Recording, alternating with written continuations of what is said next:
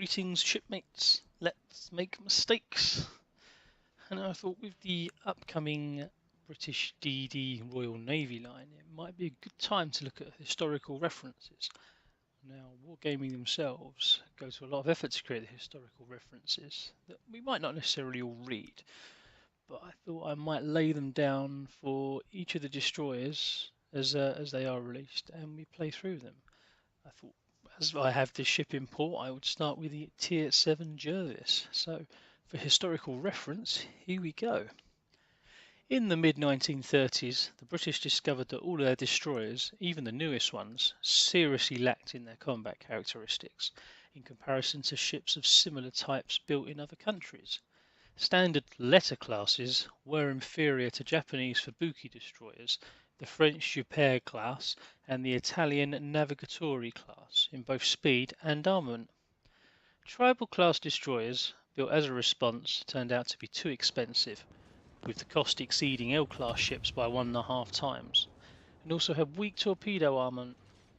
Thus, in 1936, the Admiralty put forward a new destroyer. In total, 9 variants were developed, with different armament and boiler room configurations.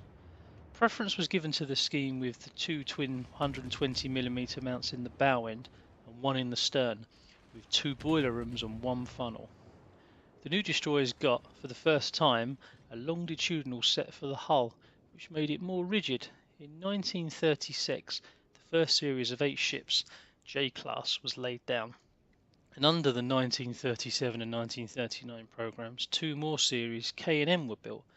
For the first time, a battle destroyer could be used as a flotilla leader, with 1 ship in each series equipped to carry the commander's staff. The destroyers entered service from 1939 to early 1942. 2 of them were transferred, while still in the shipyard, to crews from the Netherlands and Poland. During the war, 13 ships of these classes were destroyed. HMS Jervis herself was laid down at Hawthorne Leslie Shipyard in August 1937. In May 1939, the ship entered service and was assigned to the 7th Destroyer Flotilla, as part of which she saw the war break out. In 1940, the destroyer was redeployed to the Mediterranean Sea as part of the 14th Flotilla, based in Malta.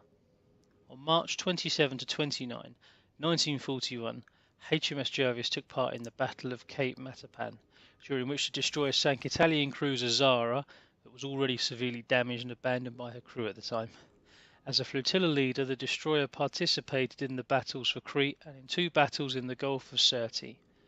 On December 19, 1941, HMS Jervis was seriously damaged by Italian submarine saboteurs in the harbour of Alexandria.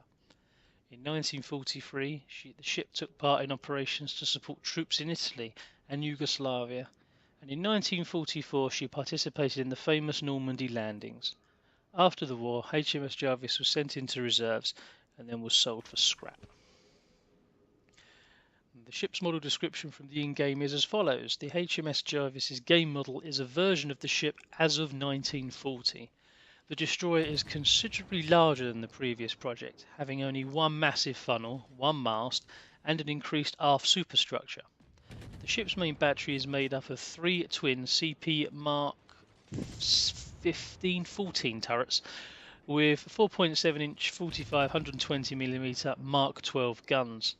On the platform behind the funnel, a 4-barrel 40mm pom-pom is mounted, with 2 single pom-poms placed on the searchlight platform between the funnel and the aft superstructure.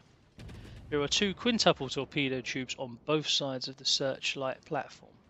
2 4-barrel 12.7mm Vickers are mounted on the fore and aft superstructures.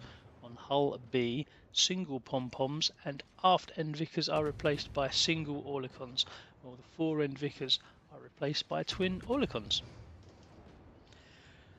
Thank you very much for listening. Until we sink again, please like and subscribe.